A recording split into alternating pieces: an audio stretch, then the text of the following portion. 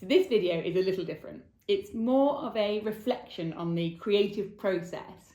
In this video, rather than showing you a how-to guide or saying what we've been up to, I want to go into a topic which I've been battling with in my own head about my own creative practice for a while.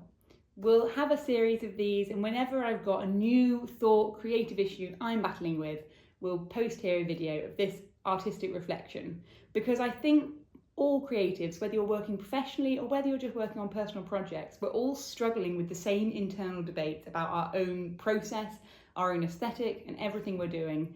And I'm hoping through this to share my own struggles and reflections on my process and maybe find out a bit about yours.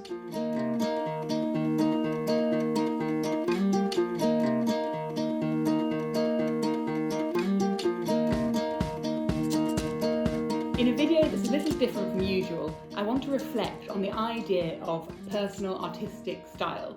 And this is something that's come up quite recently for me because I've been working on a few collaborations in the past year, and it's made me really have to address the idea of what is my style, and do I even have one?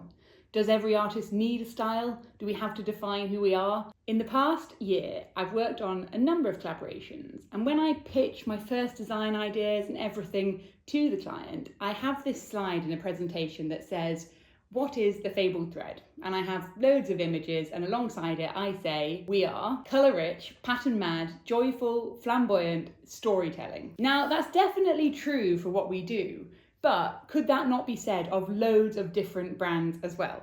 So how do I know that what my style of all those elements is unique to me and not unique to lots of other people? So why is this concern raising its head? Basically, on a recent project I've been working on, I'm following on from other illustrators. Other illustrators have worked on it in the past, and I am not an illustrator by training, and I've only been working creatively for just under 5 years. And so it's brought up a load of anxiety and questioning in myself about how do I make sure when I finish this project, what I create looks recognisably like my work. And so when I've been thinking about this, I went to go revisit a load of the artists I really like and look at whether they have a style, whether their work is really recognisable, what's the thread that ties their work together, and do I need to replicate that? So I got some examples here. This book that I got recently, this St. Jude catalogue, is amazing for assessing whether artists have a particular style. And a lot of these people I'm going to talk about are more maybe illustrative in nature. They're all artists, but a lot of what they're creating is more illustrative. And if I just pull out a few of these, so this artist here, Emily Sutton, if you have not looked at her, she's the most beautiful work, covers across loads of different mediums, but her entire style is so obviously her own. Just the way she writes, so many artists have a particular handwriting that repeats across their work, the way she uses pen, her colour palette, it's all so recognisable that I would know from a distance, that's an Emily Sutton.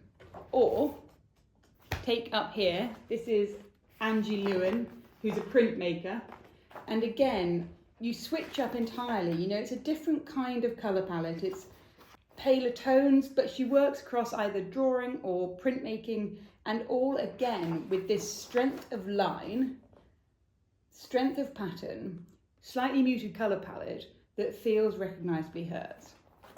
And I could take this over to kind of painters, famous painters. So, you know, Matisse. Matisse went through so many phases within his life, from his early drawings to his interiors paintings to, you know, end of life and when he was working on all the cutouts. And you could say the cutouts look like an entirely different artist to the early paintings, but then he has motifs that carry on between them, or he'll have colours that carry on between them. And if I just kind of flick through one of these books of his, from his early drawings, and as we go across to his earlier interiors portraits, as much as the painterly style changes, actually throughout his life, his approach to colour, his approach to composition, everything remained the same.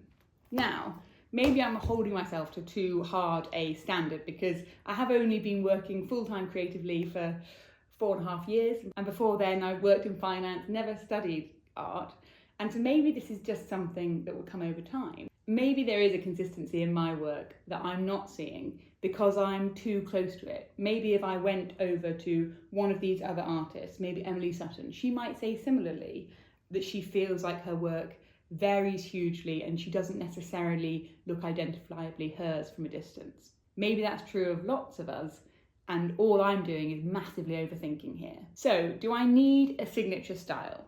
Does it matter if I define one?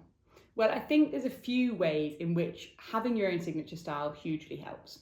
So firstly, working on a collaboration. If you go into a collaboration knowing entirely what your signature is, be that your mark making, be it your use of colour, be it your motifs you use, if you know what your style is, then you can far more easily present that to the partner you're working with. Both of you have quite aligned expectations from the beginning, and it will take a lot of the anxiety or insecurity out of the process. Secondly, one of the great advantages of a signature style is that lots of people will start to recognise your work, be it from a distance. They'll start to notice, oh, that's a fabled thread. Or if you're working on a different project, they'll still be able to tell it was your work. So it helps protect you. It puts a bit of a design moat around your creations and make sure that you are known for your style and no one can come and take that. And thirdly, it will help take a lot of the insecurity out of the design process. Just by knowing what your style is and how you work, your ways of working, it means that you can have a lot more confidence when you go into designing because you're not constantly trying something new. And I think for any artist, the moment you are constantly darting around from one aesthetic to the next, it's really hard to ever feel like you're good at something and ever quite feel confident in your own work. So I think those are reasons why it is important to have a style. But on the negative side, I think a style can really trap you. Some of my favourite artists, current artists working, people like Emma Carlo, I think she has a really recognisable fingerprint on all her work where you can tell it's hers, but she works across so many different mediums, from embroidery to ceramics to collage. Every single medium means that she's exploring different angles, and it means that she has this constant variety in her work, which I think must make her life as a creative really exciting. And then the other negative is if you have just one style, maybe your work can get to a point where it becomes quite stale. And I don't think that happens with most successful artists because they have this constant way of evolving. But the danger is if you become too stuck in a rut and you think that is my style, then you won't keep moving, you won't keep evolving, you won't keep pushing yourself, testing the boundaries, and the whole process could lose its magic a little. In that scenario, you're likely to get a little bit pigeonholed and you'll always be put forward for the same briefs, the same collaborations, the same things, and maybe that's not what you really loved in the first place. So I think there's a danger to being too fixated on the idea of style.